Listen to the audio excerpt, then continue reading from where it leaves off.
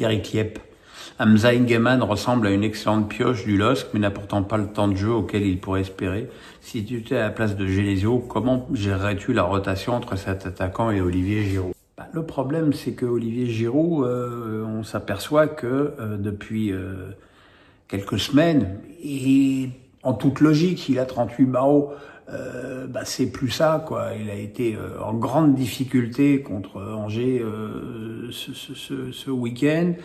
Et à un moment donné où la date limite d'âge, elle est dépassée et tu peux plus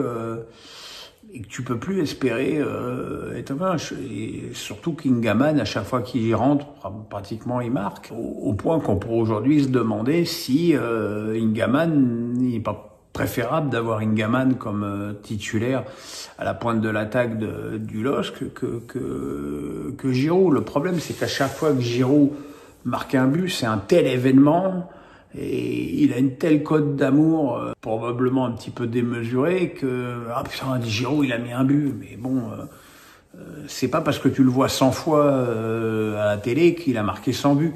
C'est un petit peu le problème. Moi, je pense que Ingaman devrait jouer beaucoup plus. Alex Nissa du 06.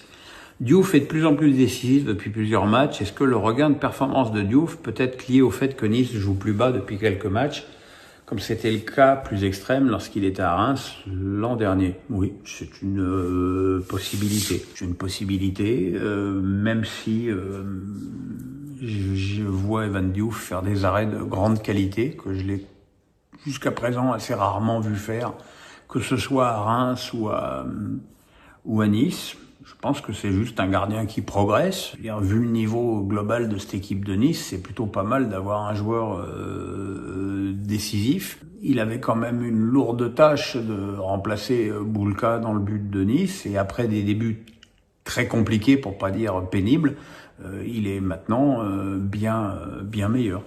Masia 13, le Real a obtenu 9 pénaltys en 14 matchs joués cette saison, bien plus que n'importe quelle autre équipe en Europe. Est-ce que cela te choque? Moi, ce qui me choque, c'est quand tu obtiens un pénalty qui est infondé. Alors, j'ai pas là en mémoire l'historique des 9 pénaltys obtenus par le Real.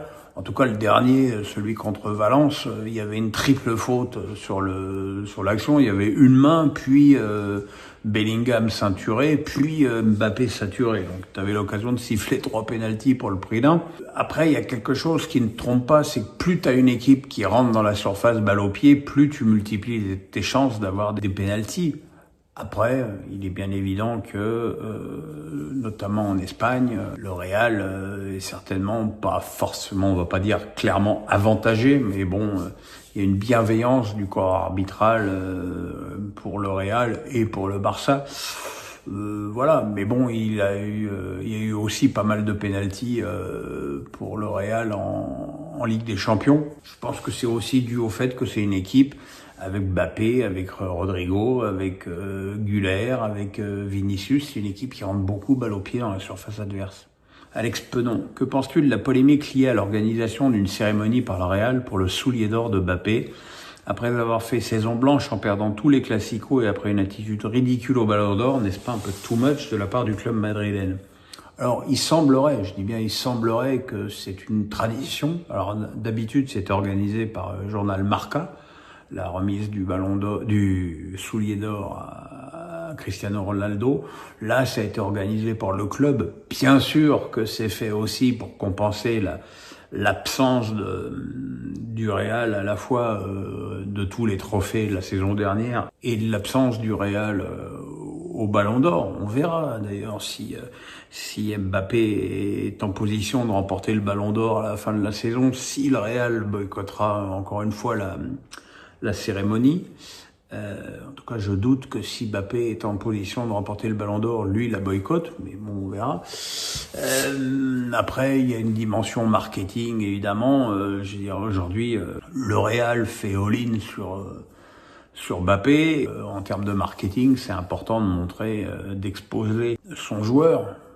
Moi, je remarquerais juste un truc, c'est que il était la clé de voûte du projet au PSG. Il est devenu la clé de voûte du projet au Real. Il a eu quand même beaucoup de très grands entraîneurs avec lui, Tourelle, Ancelotti, Luis Enrique, Xabi Alonso, Didier Deschamps, et avec tous ces entraîneurs, il joue, il est la pièce maîtresse des dispositifs.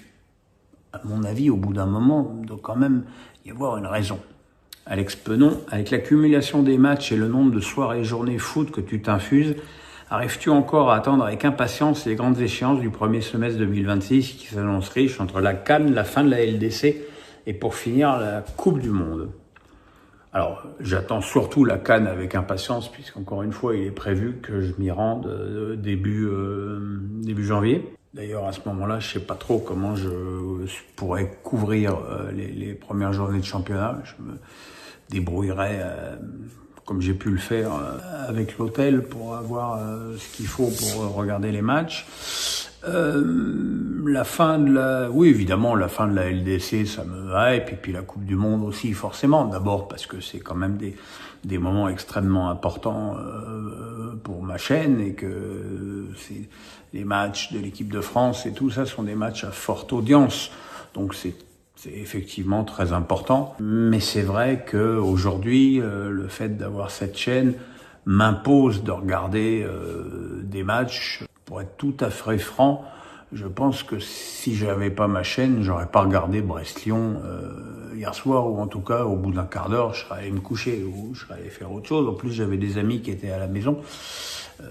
Donc effectivement, cette chaîne m'oblige aussi parfois à être bien plus concentré que je ne le souhaiterais sur certains matchs. Mais voilà, c'est aussi une des rares contraintes de cette chaîne. Gaudi 44. Je viens d'assister à 3 journées, soirée complète au Masters de tennis à Paris. J'ai mangé 15 heures de tennis par jour et je me suis régalé, différent de Roland-Garros, mais d'autant plus agréable. Peux-tu me donner tes impressions d'un point de vue extérieur? Alors, j'ai jamais mis les pieds au tournoi de tennis de Nanterre, et pour cause, c'était la première édition. J'ai arrêté qu'une seule fois dans ce stade.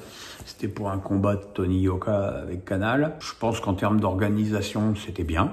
J'ai pas senti une ambiance terrible par rapport à Bercy, où il me semblait que les gens étaient beaucoup plus exaltés. Puis il y a surtout quelque chose que j'ai trouvé absolument insupportable, et le pire, c'est que c'était visible à l'œil nu, c'est la lenteur de la surface. Alors, sans excuser Alcaraz, le nombre de matchs de balles où j'ai vu Alcaraz surpris par le rebond ou l'absence de rebond de la balle contre Norrie, c'est pas normal. Et puis je pense que c'est surtout une très mauvaise idée en fin de saison, alors que les joueurs sont très fatigués, de leur coller une surface où tu es obligé de mettre 20 à 30 coups pour faire un point. On sait que Cédric Pioline, qui est le directeur du tournoi, a voulu baisser la vitesse pour l'aligner un petit peu sur la vitesse de la balle au Masters de Turin, mais je pense que là, il y a eu, dans les bidons de peinture, il y a eu une petite couillasse qui a fait que la vitesse était beaucoup trop lente, et je pense qu'à un moment donné, il faudra corriger ça, parce que l'année dernière, Hugo Humbert était en finale. Je pense que sur cette surface-là, même pas blessé, il n'aurait pas passé 2 tours. Donc il y a un moment donné où c'est bien aussi que les tournois proposent des surfaces différentes, et il faut arrêter avec cette uniformisation, parce qu'effectivement, si tu as une surface uniforme, tu auras tout le temps Sinner et Alcaraz en finale, puisque c'est les 2 meilleurs. Mais c'est pas normal que Sinner et Alcaraz se retrouvent en finale à Roland-Garros, plus à Wimbledon, avec un gazon qui va maintenant pas beaucoup plus vite que la terre battue. Alex Penon. Florian Thauvin a refusé de tirer le pénalty face à l'OM suite en partie à sa relation avec le club phocéen, et a été vivement critiqué pour ce choix et sa justification. Comprends-tu les critiques envers le joueur sur cette situation? S'il le sent pas, quelle que soit la raison, s'il le sent pas psychologiquement par rapport à une attache quelconque avec le club, ou s'il le sent pas parce qu'il a l'impression que Rouli va le dominer, c'est plutôt intelligent. En plus, le penalty, il a été marqué par Hudson-Edouard. Si le penalty avait été raté, on aurait pu le critiquer. Ouais, moi je trouve que c'est une polémique totalement inutile et un peu ridicule, parce que je pense que l'implication de Thauvin dans le match contre Marseille, elle a été infaillible. Voilà, et je pense que ça peut être aussi une preuve d'intelligence de ne pas vouloir tirer un penalty. Baptiste First, Tolisso a fait un bon début de saison, mais son attitude plus qu'agaçante, comme ce dimanche par exemple, ne trouves-tu pas que ça ternit son image? J'ai déjà plus ou moins répondu à cette question, mais c'est vrai que je trouve que l'attitude de Tolisso, en tout cas hier soir à Brest, c'était insupportable. Insupportable de le voir se rouler par terre à chaque contact, alors que sur quelques ralentis, tu voyais bien qu'il y avait les contacts qui étaient quand même assez minimes. Je pense qu'il voulait absolument faire expulser un Brestois pour équilibrer les débats. Je suis pas certain que ça le grandisse, et encore une fois, je suis pas certain que ça n'interpelle pas les autres arbitres des prochains matchs, et que ça mette pas un projecteur négatif sur son comportement, sans oublier Tagliafico, qui est loin d'être un saint aussi. Alex Penon, à l'image de la situation à Rennes avec l'imbroglio Pinot-Pouille, au sujet de Bay ou avec des tensions à Auxerre, ne trouves-tu pas que trop de nos clubs sont pollués par des luttes internes? En plus des problèmes économiques, plusieurs clubs ont le don de s'ajouter des difficultés. À Rennes, c'est une tradition. Le problème de Rennes, c'est qu'on ne sait pas qui dirige ce club. On ne sait pas qui est le patron. La seule fois, ou la dernière fois où Rennes a eu un vrai patron, c'était Olivier Létang, mais il était tellement un vrai patron que ça a déplu à la fois à la famille Pinault et à Stéphane, le traître en tant qu'entraîneur. Et depuis le départ d'Olivier Létang, il y a eu Cloarec, et ça va pas. Et puis il y a toujours les éminences grises qui rôdent autour. Puis il y a aussi, il faut pas l'oublier, une différence de perception très importante entre le père Pinault et le fils Pinault. Donc c'est pas facile pour Habib Beye de fonctionner pour ça. Tu sais même pas à qui tu peux t'adresser pour la suite des événements. Et voilà, je pense que c'est alors après, la situation à Auxerre, elle est différente. Les résultats sont très mauvais. Le club est lanterne rouge. Tu peux effectivement songer à changer d'entraîneur. La tentation, elle est forcément forte. À Rennes, le problème, il est différent. Le problème, à Rennes, c'est un problème de gouvernance. Et ça fait trop longtemps que ça dure. Yvous, j'avoue ne pas avoir vu le geste de Donum contre le joueur du Havre. J'ai juste lu sur le site du journal L'Équipe, la polémique. As-tu eu le temps de visionner ce geste et qu'en as-tu pensé? Alors, j'ai pas vu non plus. Je trouve le raccourci d'un joueur qui dit à un autre « tu pues ». Voilà, si Donum avait dit à un joueur blanc « tu pues », il n'y aurait même pas le début du commencement d'une polémique. On pourrait peut-être juste dire que c'est pas très sympa ou déplacé. Sauf que dire à un joueur noir « tu pues », c'est forcément parce que le joueur est noir. Ça me gêne. En tout cas, la réaction du club de Toulouse est sans équivoque. C'est pas non plus la première fois que Digard hurle au racisme. On se souvient quand même de ses déclarations véhémentes contre Christophe Galtier, pour que Galtier soit, dois-je le rappeler encore une fois, totalement innocenté par la justice française. Je pense que Digard est un petit peu rapide à hurler au racisme pour tout et pour rien, et que voilà, le Havre avait pris un point à Toulouse, il n'y avait pas besoin de nous faire une pendule pour un truc comme ça. Et ben voilà, c'est tout pour cette semaine. On se retrouve donc dès demain pour PSG Bayern. Il est évident que vu l'importance du match, je ne regarderai pas Bodo Glimt Monaco. Donc les supporters monégasques pourront encore une fois hurler au boycott. De toute façon, à partir du moment où je fais les notes de PSG Bayern, il faut que je regarde le match avec beaucoup plus d'assiduité. Donc pas de débrief de Monaco Bodo Glimt, peut-être un petit débrief mercredi si j'ai la force de regarder le match mercredi matin.